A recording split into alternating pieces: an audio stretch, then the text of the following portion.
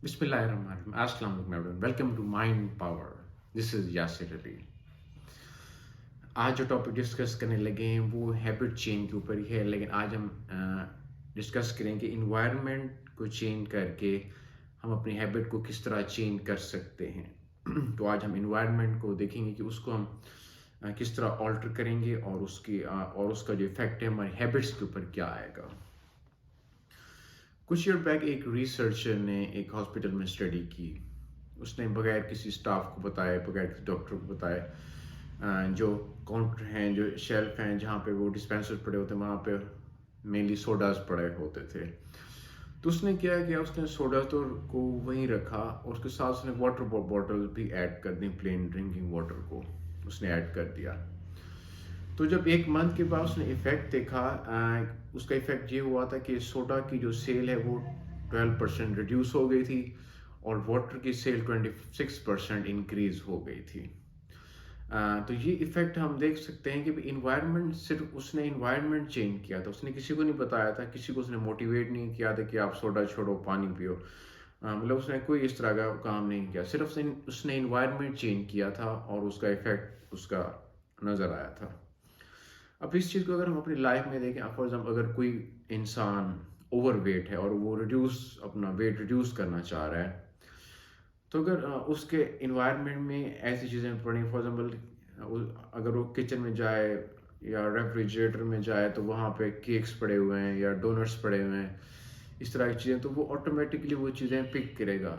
तो उसको बहुत ज़्यादा विल पावर यूज़ करनी पड़ेगी कि वो उसे ना उठाए और ना ईट करे।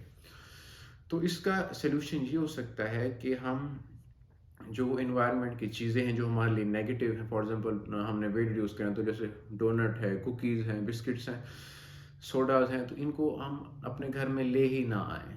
तो जब इन चीज़ों को हम नहीं लेके आएंगे तो ऑटोमेटिकली वो इन्वायरमेंट में नहीं होंगे। जब वो इन्वायरमेंट में नहीं होंगे तो हम हेल्दी ऑल्टरनेटिव की तरफ जाएंगे। फॉर एग्जांपल हम एप्पल्स को पुट कर सकते हैं अपनी डाइनिंग टेबल के ऊपर, या कोई बड़ा सा बाउल लेके हम उसको किचन में पुट कर सकते हैं। तो जब हमें भूख लगी तो हम किचन में जाएंगे तो हम एप्पल को पिक करेंगे और कोई चीज़ अवेलेबल ही नहीं होगी। तो हमारी इस तरह हैबिट चेंज होगी इन्वायरमेंट को चेंज करके।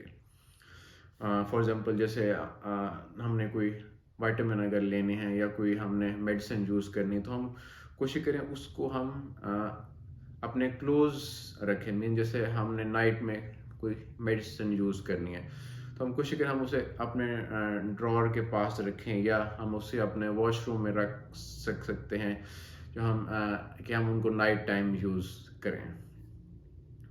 तो इस तरह की छोटी छोटी हम चेंजेस अपनी लाइफ में लेके आ सकते हैं।